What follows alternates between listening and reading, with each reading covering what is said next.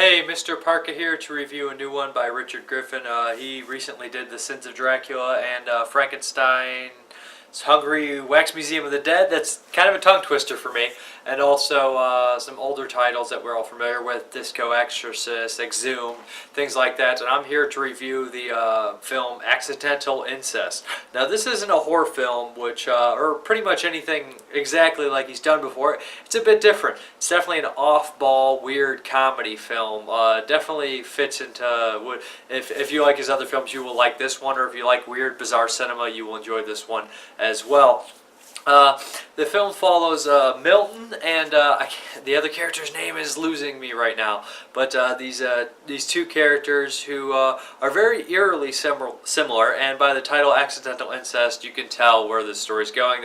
They do not know each other, and they basically destroyed their lives with their sexual appetites and I guess perversity, and they end up coming to this scummy hotel together and immediately fall head over heels in love with each other and let the sexual depravity begin.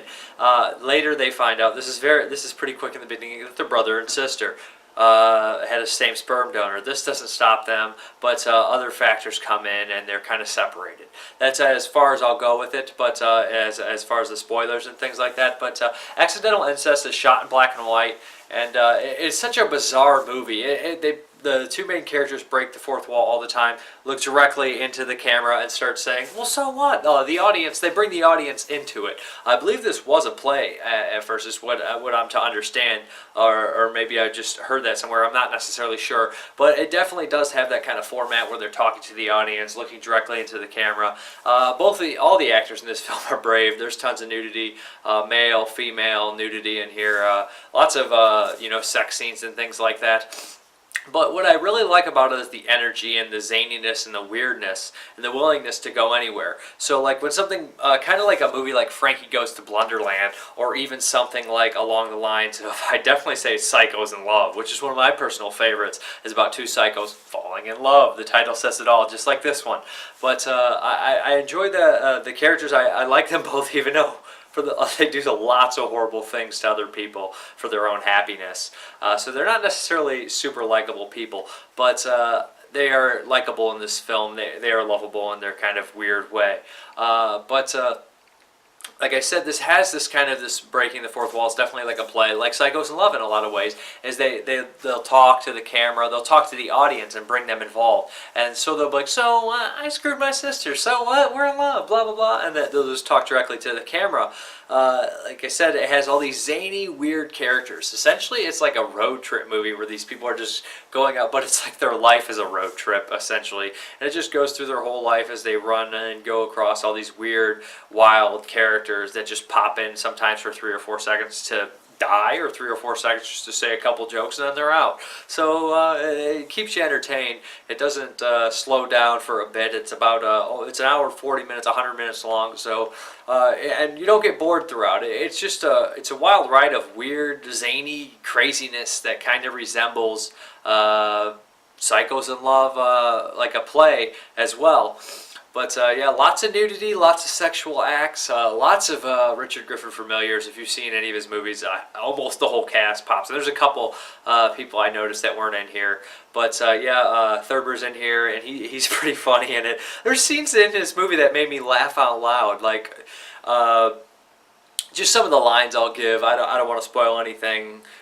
When you get back, we'll be here, sitting with Jesus. And just lines that just made me almost just laugh out loud. And it's not very often when you're sitting by yourself that a movie makes you laugh out loud. Like I said, it is ridiculous. The ending, I'm not sure if I like the ending, but it's hard to say this ending doesn't fit or this doesn't work in this movie when the movie's so all over the place and just different and weird and zany that they can do whatever they want, really, and they set up their circumstances in that kind of way that wherever it leads, it's kind of like, well, you didn't really know where it was going to go.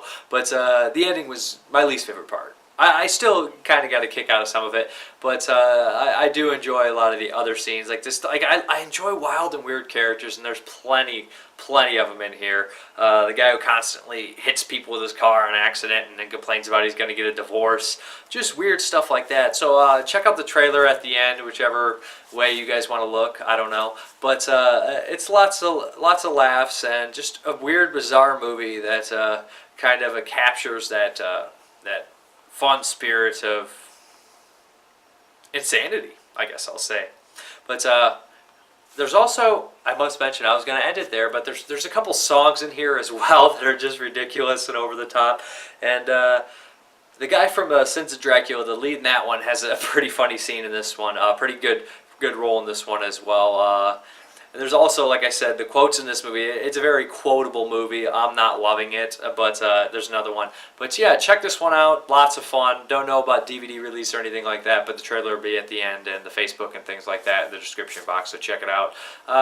I haven't seen I haven't seen Frankenstein yet, or any of his other newer ones like Normal, but I'm looking forward to checking them out. I've been a fan for a while, with stuff like I said, like Disco Exorcist and Exhumed and Creature from Hillbilly Lagoon. Always interesting to see his films. Some I enjoy a lot more than others, but that goes with anybody I enjoy watching.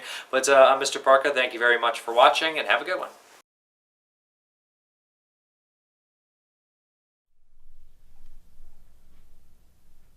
I couldn't find her. No matter how hard I looked. I became addicted to pills and alcohol. Finally, I checked myself into a rehab clinic. I didn't want to live like that anymore. It was hard at first. We would play doctor. My sister would play the doctor, and me the patient.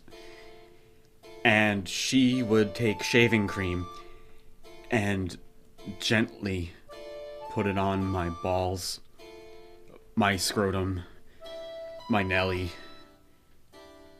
I call my pubic area my Nelly. Of course you do. Of course you do. Proceed. She would take a straight razor, and she would shave away. Shave my balls, my scrotum, my Nelly. And I loved it. God fuck, I loved it. I mean, this was a girl I would play Legos with. But now, we were playing Legos of a different kind. Because afterwards, I would fuck my sister.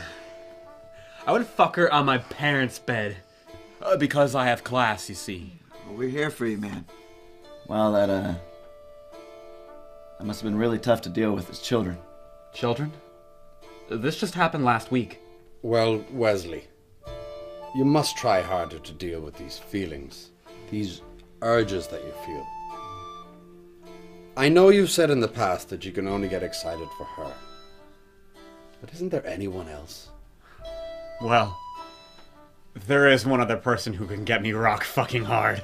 Well, let's explore that then. Who is it? My mother. She looks like an older version of my sister. And sometimes my father.